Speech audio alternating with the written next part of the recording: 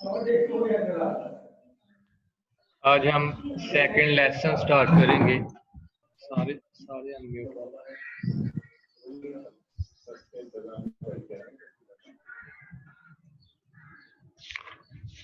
आज हम second lesson start करेंगे यूजिंग द साइंटिफिक मेथड, साइंसी तरीकाकार का इस्तेमाल। इस लेसन में राइटर्स ने हमें माजी में जो प्रॉब्लम्स थी जो लोग फेस करते थे उसके बारे में बताया, और फिर प्रेजेंट एज में उनका जो सोल्यूशन है उसके बारे में बताया। तो ये जो आर्टिकल है यूजिंग द साइंटिफिक मेथड, ये दो राइटर्स ने मिलके एक किताब लिखी। बुक का नाम था बेसिक साइंस। दोनों राइटर्स की जो पिक्चर हैं वो स्क्रीन पे हैं। तो आप देखें, this article has been taken from the book. ये जो आर्टिकल है the use of scientific method या यूजिंग द साइंटिफिक मेथड, ये एक छोटा सा आर्टिकल है जो कि लिया गया है बेसिक साइंस से। और ये बुक लिखी थी दो राइटर्स ने, एक था डैरल बर्नार्ड और दूसरा था लॉन एडवर्ड। ये दोनों दोस्त थे और इन दोनों ने मिलके किताब लिखी। तो इस किताब में, इस आर्टिकल में हम देखेंगे कि पास्ट में लोगों की साइंटिफिक अप्रोच क्या थी, लोगों का नजरिया क्या था साइंस के बारे में, और लोगों ने कितना फायदा उठाया साइंस से। इसके अलावा प्रेजेंट एज में जो जो सहूलियात साइंस हमें मुहैया कर रही है उनके बारे में हम पढ़ेंगे। ठीक है, तो सबसे पहले हम बायोग्राफी पढ़ेंगे। सबसे पहले हम पढ़ेंगे जॉन डैरल बर्नार्ड। इनका पूरा नाम था doctor John Darrell Bernard. He was born in Johnstown, Colorado. Colorado USA America की एक रियासत है। तो वहाँ पे वो पैदा हुए ऑन 20 अप्रैल 1906 और इनकी वफात हो गई 1994।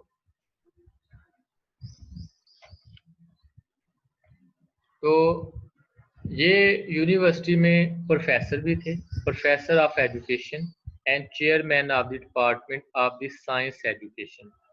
तो ये चूँकि चेयरमैन थे साइंस एजुकेशन थे, इसलिए इनका ज़्यादातर जो काम है वो साइंस पे मुश्तमिल है, उसी पे डिपेंड कर रहा है।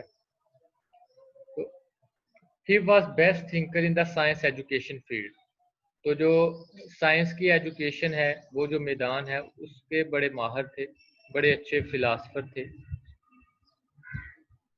इनके जो आर्टिकल्स हैं जो सबसे ज़्यादा मशहूर हैं वो स्क्रीन पे हैं। The NEA journal, educational method, journal of education sociology. तो जैसे कि मैंने आपको पहले बताया कि दोनों राइटर्स ने मिलके किताब लिखी बेसिक साइंस, जो कि सबसे नीचे है। तो ये जो आर्टिकल है ये इसी बुक का एक हिस्सा है, इसी बुक का एक पार्ट है। तो जो दूसरे राइटर हैं वो है लॉन एडवर्ड। ये भी अमेरिकन थे, तो ये भी इनके बड़े अच्छे दोस्त थे। तो दोनों ने मिलके जो मॉडर्न एज है, मॉडर्न एज के जो लोग हैं उनको जो साइंस ने सहूलियात मुहैया की हैं उनके बारे में ये बड़ी वजाहत से बयान करते हैं। तो अब हम पढ़ते हैं summary, the use of scientific method या यूजिंग द साइंटिफिक मेथड, इसकी समरी। ये जो लेसन है इसमें राइटर ने 4 नुक्तों पे बात की है। सबसे पहले the writer describe the useful scientific method. Writer ने जो बड़े अच्छे इस्तेमाल होने वाले तरीक़ाकार हैं उनके बारे में बयान किया है। Highlights the importance and significance of their use. तो इस लेसन में राइटर हाईलाइट करता है, जाहिर करता है जो साइंसी तरीकाकार का इस्तेमाल है और जो उसकी अहमियत है, दोनों को उजागर करता है। तो उनका कहना है साइंस ने इंसान की ज़िंदगी में इनकलाब बर्पा कर दिया है, जो कि कई लिहाज से दुरुस्त भी है। हर जगह आप साइंस के जो मज़ाहिर हैं वो देख सकते हैं। तो साइंस ने क्या किया है, इंसान की ज़िंदगी को मुकम्मल तौर पे तब्दील कर दिया है। अब आप माजी में देख सकते हैं और जो प्रेजेंट सिचुएशन है उसका आप जायज़ा ले सकते हैं।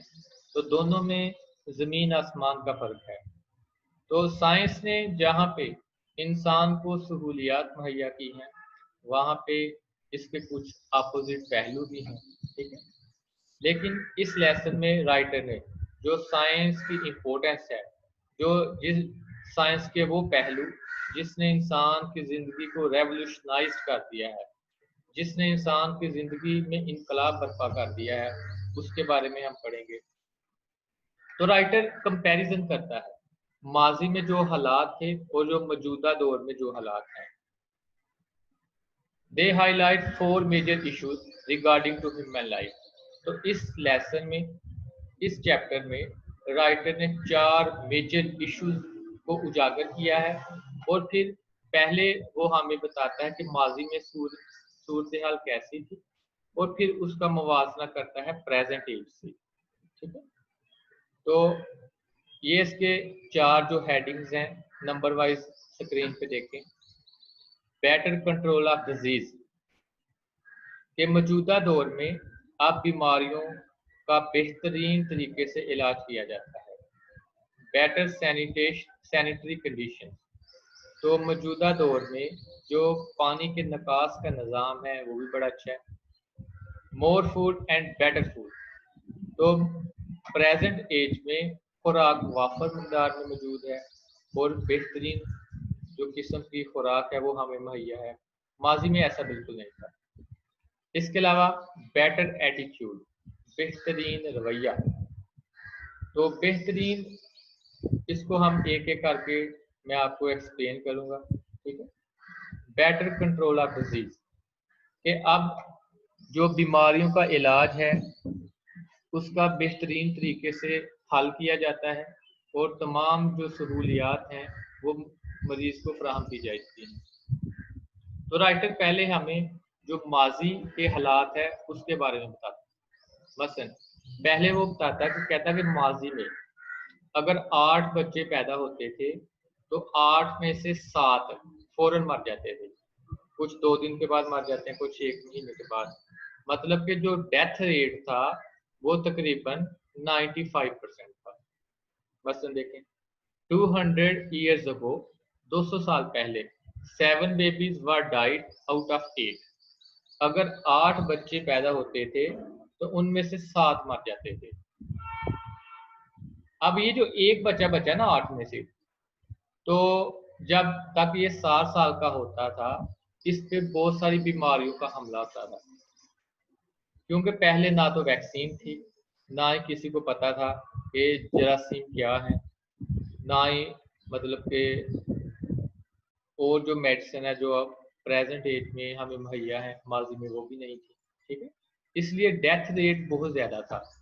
मौजूदा दौर में डेथ रेट बहुत कम हो गया है, बर्थ रेट बहुत ज़्यादा बढ़ गया है, ठीक है। मसलन राइटर कहता कि वो जो एक बच्चा बचता था वो 7 साल से पहले उस पर बहुत सारी बीमारियां हमला करती थी। मसलन स्मॉल पॉक्स, चीचड़ की बीमारी जिसे कहते हैं, वो उस पर हमला करती थी। अब ये जो एक बच्चा बच गया, जब इसकी उम्र 12 साल होती तो इस पे और बीमारियां हमला करती, मसलन वोपिंग, कफ, स्कारलेट फीवर, मीजल्स। तो राइटर कहता है कि इंसान की जिंदगी गैर यकीनी थी, मतलब कि पता ही नहीं था होता कि कब किस बीमारी ने इंसान को घेर लेना। 13 years old was considered fortunate man। अब इस दौर में जिस इंसान की उम्र 30 साल होती थी उसे खुशकिस्मत करार दिया जाता था कि उस इंसान ने तमाम बीमारियों का मुकाबला करके जिंदगी पाई है। तो उस दौर में उस इंसान को सबसे ज्यादा खुशकिस्मत करार दिया जाता था। ठीक है। अब राइटर प्रेजेंट एज की बात करता है। पहले उसने बताया कि माजी में डेथ रेट बहुत ज्यादा थी और जो बर्थ रेट थी वो कम थी। अब राइटर बताता है कि इंसान के पास हर किस्म की सहूलत मौजूद है। अब हॉस्पिटल बहुत ज्यादा हैं, पहले ये सहूलत थी बहुत कम थी। बड़े बड़े शहरों में हॉस्पिटल होते थे, वहां तक पहुंचने से पहले इंसान की डेथ हो जाती थी। ठीक है। तो राइटर कहता है now babies are born in hospital. आज के दौर में बच्चे अस्पतालों में पैदा हो रहे हैं। तो यहाँ से बहुत इंपॉर्टेंट है क्योंकि ये क्वेश्चन का आंसर भी है। ठीक है वैक्सीन। मौजूदा दौर में साइंसदानों ने वैक्सीन बना ली है जो कि एक बड़ा मुअस्सर हथियार है जरासीम के खिलाफ, बीमारियों के खिलाफ। They are treated in good atmosphere. तो जितने भी मरीज हैं उनका बड़े अच्छे माहौल में इलाज किया जाता है। They can live 70 years. ठीक है। तो इस लेसन में राइटर हमें बाइबल का हवाला देता है। बाइबल आपको पता है ईसाइयों की मुकद्दस किताब है। फर्स्ट ईयर में भी आपने पढ़ा कि बाइबल के मुताबिक इंसान की जो औसत उम्र है, जो एवरेज एज है, वो है 70 साल। ठीक है। तो राइटर कहता है कि आज के दौर में इंसान 70 साल तक जिंदा रह सकता है। क्यों? क्योंकि उसके पास हर बीमारी का इलाज है। ठीक है। तो मेडिसिन ने, साइंस ने इंसान की जिंदगी को बड़ा कंफर्टेबल कर दिया है, आरामदा बना दिया है और वो बीमारियों से बेहतर तरीके से लड़ सकता है। तो राइटर कहता है कि ये जो सारी चीजें हैं ये किसका नतीजा है? साइंस का, यूज ऑफ साइंस। तो इसलिए कहा जाता है science is a bone, science is the most important weapon still human has made. तो साइंस सबसे अहम हथियार है जो इंसान ने अभी तक बनाया है। ठीक है। तो अब हम दूसरा टॉपिक पढ़ते हैं, बेटर सैनिटरी कंडीशन। कि आज के दौर में जो पानी के निकास का निज़ाम है वो बहुत अच्छा है, माजी में ऐसे नहीं था। तो राइटर कहता है 100 years ago the streets were narrow. Narrow कहते हैं तंग। 100 साल पहले जो गलियां थी वो तंग थी। अनपेव्ड, अनपेव्ड कहते हैं कच्ची। एंड पुअरली ड्रेन्ड, और वहां पे पानी के निकास का निजाम भी बड़ा ही अबतर था। People throw garbage and household in street. लोग कूड़ा किरकिट गलियों में फेंक देते थे। लोगों को अवेयरनेस नहीं थी कि इन चीजों से बीमारियां फैलती हैं। आउटडोर टॉयलेट्स वर कॉमन। ये आज के दौर में भी है लेकिन बहुत कम है। तो माजी में ये जो शरह है ये बहुत ज्यादा थी। तो इन तमाम चीज़ों की वजह से पोल्यूशन में इजाफा होता था और मुख्तलिफ बीमारियां फैलती थी। अब राइटर पहले उसने माजी के हालात बताए हैं। अब जो प्रेजेंट एज है उसमें इंसान ने साइंस से क्या सीखा, क्या क्या चीज़ें इंसान ने साइंस से हासिल की। अब दोनों का कंपैरिजन करता है। माजी में गलियां तंग थी, अब गलियां क्या हैं? खुली हैं, वाइड। पेव्ड, पुख्ता है। And poorly drain, properly drain, और वहां पे निकास का निजाम बड़ा अच्छा है, ओपन है, वाइड है। अब लोगों को अवेयरनेस आ गई है। लोग कूड़ा करकट गलियों में नहीं फेंकते। उन्हें पता है कि कूड़ा करकट फेंकने से बीमारियां फैलती हैं। तो साइंस ने इंसान को क्या दिया है? नॉलेज दी है, अवेयरनेस दी है। Sewage is carried through sealed pipe. तो गंदा पानी है वो पाइपों के जरिए, आपको पता है कि जो रिहायशी आबादी है वहां से ले जाया जाता है। पहले ऐसा नहीं था। तो यही वजह है कि माजी में ताउन की बीमारी बहुत फैलती थी, माजी में मलेरिया बहुत ज्यादा था। ठीक है। तीसरी है more food and better food. Writer कहता है कि माजी में क्या था, ज़राअत ने इतनी तरक्की नहीं की थी, लोगों के पास जो खुराक है वो बहुत कम थी, ज्यादातर लोग बारिश पे डिपेंडेंट थे, बारिश पे इन्हिसार करते थे। अगर बारिश हुई तो फसलें होंगी, अगर बारिश नहीं होगी तो फसलें भी नहीं होंगी। तो लोग टोटली डिपेंड करते थे नेचर पे। तो इसलिए माजी में फ्रूट्स और वेजिटेबल्स बहुत कम थे। तो ज्यादातर जो खाना, जो खुराक, जो सब्जियां वगैरह हासिल की जाती थी वो लोग अपने खेतों में उगाते थे। Such meat, vegetables and fruits were not available. तो लोगों को गोश्त वाफर मकदार में मुहैया नहीं था, वेजिटेबल्स सब्जियां नहीं थी, फल नहीं थे। माजी में इन चीज़ों का फुकदान था।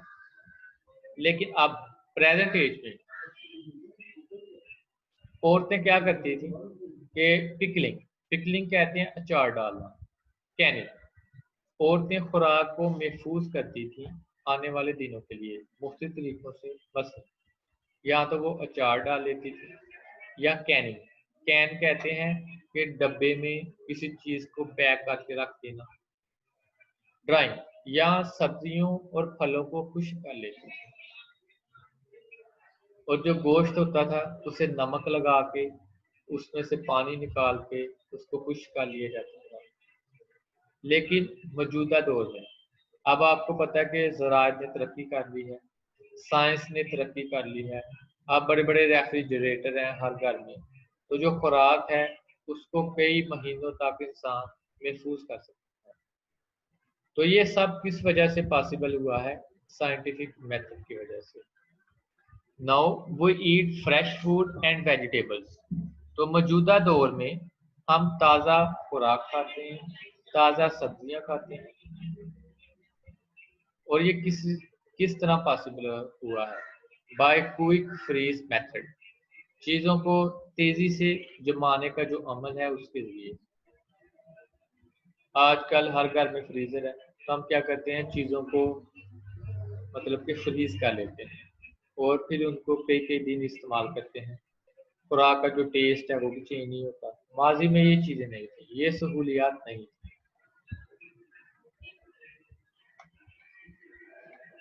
इसके अलावा जो टॉपिक नंबर 4 है उसमें राइटर ने बताया है बेटर एटीट्यूड, बेहतरीन रवैया। माजी में लोग सुपरस्टिशियस थे। सुपरस्टिशियस कहते हैं तोहम परस्ती, ऐसे लोग जो उन बातों पे यकीन करें जो कि इंसान की सोच से बालातर, जो इंसान की सोच से बाहर है। मसलन माजी में ज्यादातर जो लोग हैं वो सुनी सुनाई बातों पे यकीन करते थे।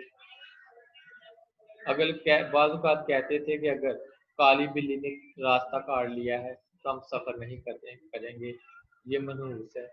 ठीक है। इस तरह अगर नंबर 13 होता, अगर 13 तारीख आ जाती तो लोग कोई काम नहीं थे करते। इसके अलावा अगर किसी घर में शीशा टूट जाता था तो लोग फिर भी कोई काम नहीं थे करते। तो लोग इन चीज़ों को मनहूस करार देते थे। तो इनको कहते हैं सुपरस्टिशन, तोहम परस्ती। लेकिन मौजूदा दौर में अब आपको पता है कि साइंस ने ये साबित कर दिया है कि इन चीज़ों का कोई वजूद नहीं है। इन चीज़ों का, ये जो चीज़ें हैं ये गलत हैं। तो इंसान को साइंस ने क्या बना दिया है? रेशनल, अक्लमंद, इंटेलिजेंट। अब इंसान सोचता है कि हर चीज़ के पीछे कोई ना कोई वाकया है, कोई ना कोई बात है जिसकी वजह से ये हो रही है। ठीक है। तो साइंस ने इंसान को क्या बना दिया? लॉजिकल। अब इंसान सोचता है, सोचे बगैर कोई काम नहीं करता। तो ये थी समरी इस लेसन की। अब सारे बच्चे लेसन निकालें, हम पढ़ते हैं। Using the scientific method, Darrell Bernard and Lon Edward. तो पहले भी आपको बताया कि दोनों राइटर ने मिलके बुक लिखी थी और ये टॉपिक उसी में से लिया गया है। All of us have benefited, हम तमाम लोग फायदा हासिल कर चुके हैं। अच्छा, एक होता है ऑल और एक होता है होल। ऑल जो है ये अनकाउंटेबल नाउन है, मतलब जिसे गिना नहीं जा सकता, और ये हमेशा प्लूरल होता है। मसलन all the food, all the wool, all the music, all the musicians, all the people. मतलब कि ऑल है जो ये अनकाउंटेबल है और प्लूरल है, ये जमा के तौर पे इस्तेमाल होता है। और उसके अपोजिट होल, होल सिंगुलर है, और ये हम उन चीजों के लिए इस्तेमाल करते हैं जिनको गिन सके, काउंट कर सके। मसलन आ होल प्लेट, एक सारी प्लेट। द होल स्वेटर, आप स्वेटरों को गिन सकते हैं, प्लेटों को गिन सकते हैं। The whole orchestra, orchestra music को कहते हैं। ठीक है, तो ऑल का मतलब है तमाम, ये अनकाउंटेबल नाउन है और हमेशा जमा के तौर पे इस्तेमाल होता है। और जो होल है ये काउंटेबल नाउन है और ये वाहद के तौर पे इस्तेमाल होता है। All of us have benefited greatly, हम तमाम लोग बहुत ज्यादा फायदा हासिल कर चुके हैं।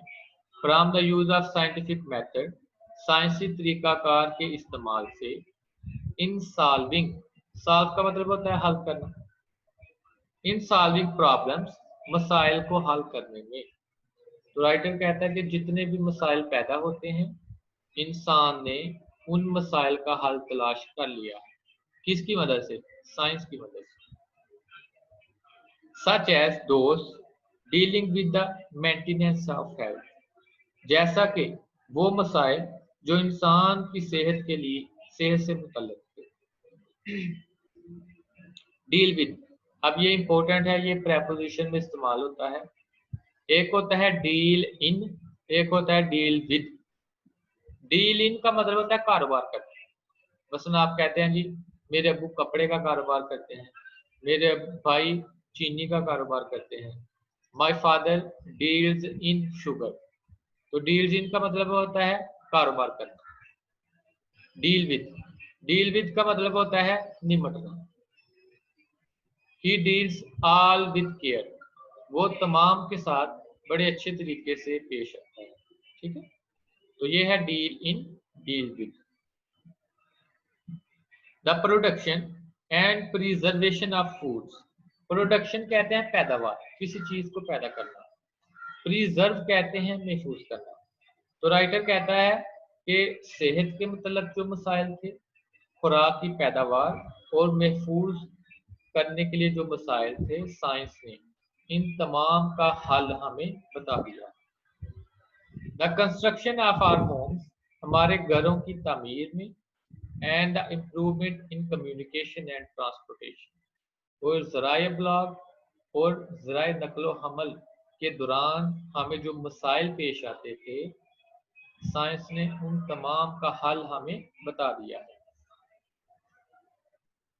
Not only have our ways of living change, ना सिर्फ हमारे रहने के तरीकाकार तब्दील हो गए हैं, but people themselves have also been change, लेकिन लोग भी तब्दील हो चुके हैं। अब आप देख सकते हैं कि माजी में, माजी और प्रेजेंट ये दोनों बड़े मुख्तलिफ हैं। माजी में लोग छोटे घरों में रहते थे, उनके पास वो तमाम फैसिलिटीज मौजूद नहीं थी जो आज के दौर में हमें हासिल है। ठीक है, माजी में लोग स्कूल पढ़ने जाते थे, बहुत ज़्यादा उन्हें पैदल सफ़र करना पड़ता था।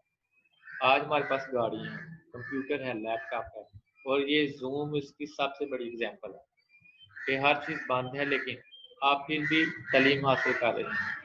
तो ये है यूज ऑफ साइंटिफिक मेथड। इसमें हम एक ग्रामर का टॉपिक देखते हैं, नॉट ओनली बट ऑल्सो। ठीक है, ये दोनों है कंजक्शन, कोरिलेटिव कंजक्शन। ऐसे कंजक्शन जो जोड़ों की शक्ल में इस्तेमाल हो उसे हम कहते हैं कोरिलेटिव। जहां पे नॉट ओनली इस्तेमाल होगा, फिक्रे के दो हिस्से होंगे, दो क्लासेस होंगी। एक हिस्से में अगर नॉट ओनली इस्तेमाल होगा, दूसरे हिस्से में बट आल्सो इस्तेमाल होगा। अब ये हम कब इस्तेमाल करते हैं? Not only whenever we want to give the affirmation of two things or two actions, जब हम दो चीजों या दो अवामल हैं उसके बारे में किसी को पूरी रजामंदी के साथ, पूरी मजबूती के साथ बताने की कोशिश करते हैं. Not only is always used before two subject, two object, two action. तो ये जो नॉट ओनली है ये हमेशा या तो दो सब्जेक्ट से पहले इस्तेमाल होता है, या दो ऑब्जेक्ट से पहले, या दो एक्शन से पहले. और जो बट आल्सो है ये हमेशा इस्तेमाल होता है दो सब्जेक्ट के दरमियान, दो ऑब्जेक्ट के दरमियान, दो एक्शंस के दरमियान. बाज़-औक़ात बट आल्सो की जगह एज वेल भी इस्तेमाल होता है और इवन भी इस्तेमाल हो सकता है. ठीक है, आगे एग्जाम्पल है.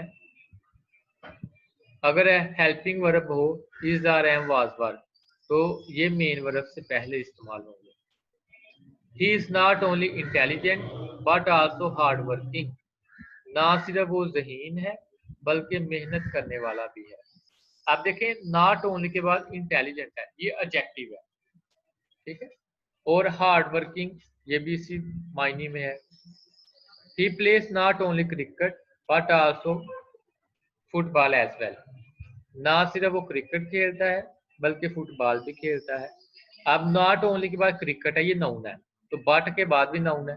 ठीक है, तो नॉट ओनली के बाद अगर एक्शन है तो दोनों तरफ एक्शन होगा, अगर एडजेक्टिव है दोनों तरफ एडजेक्टिव होगी. ठीक है, he not only plays cricket but even takes exercise. ठीक है, नॉट ओनली को ना हम दो तरह से इस्तेमाल करते हैं, या तो ये सब्जेक्ट के बाद इस्तेमाल होता है या सब्जेक्ट से पहले.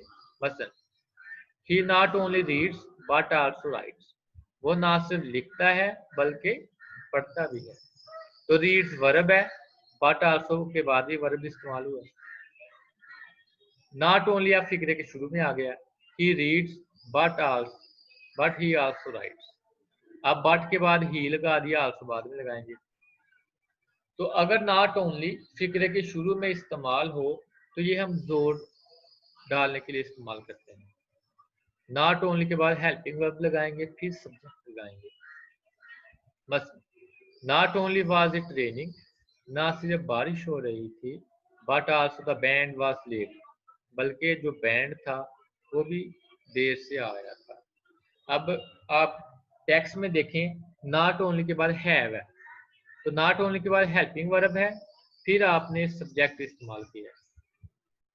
Not only will they paint the outside of the house, ना सिर्फ वो घर को बाहर से रंग करेंगे बट आल्सो द इनसाइड, बल्कि अंदर से भी. तो ये इस्तेमाल किया है जोर देने के लिए. ठीक है, तो not only and but also ये दोनों कंजक्शन है, ये हमेशा जोड़ की शक्ल में इस्तेमाल होते हैं.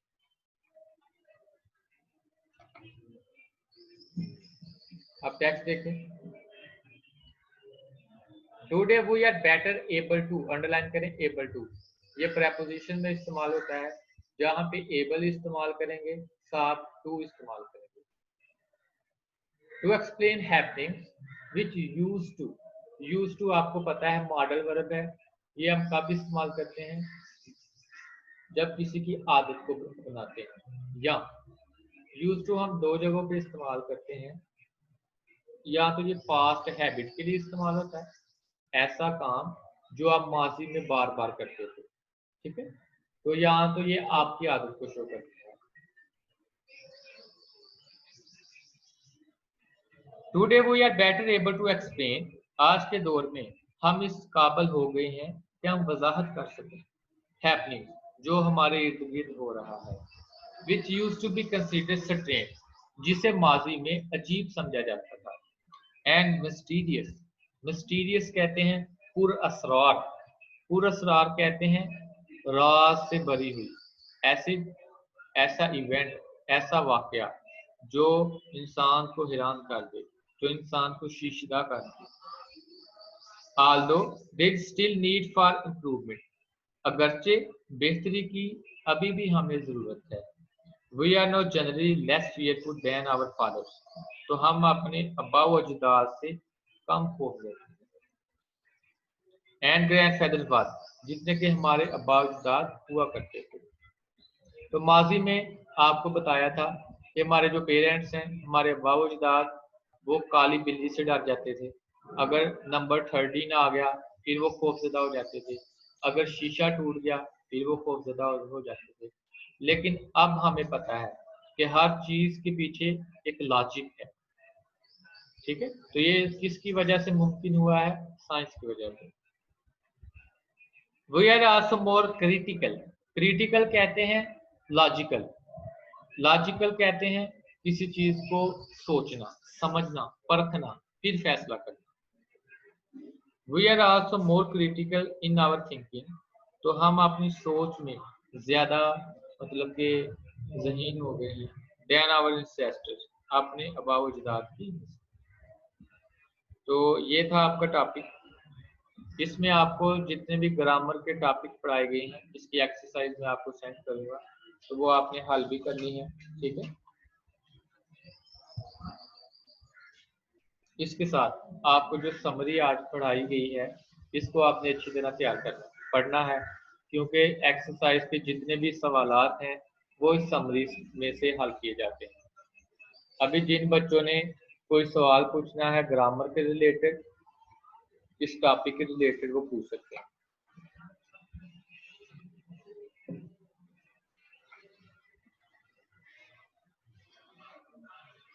जी बच्चों, अगर किसी ने कोई सवाल पूछना है तो पूछ सकते हैं। ऑल एंड होल के बारे में हमने पढ़ा, डील इन, डील विद का डिफरेंस पढ़ा, नॉट ओनली बट आल्सो का डिफरेंस पढ़ा।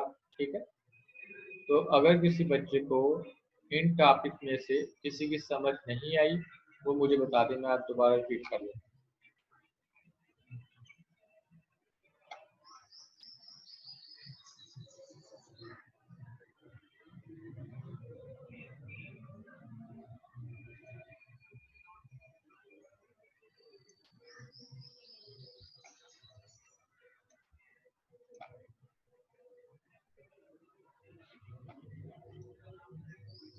जी बच्चों, है कोई सवाल?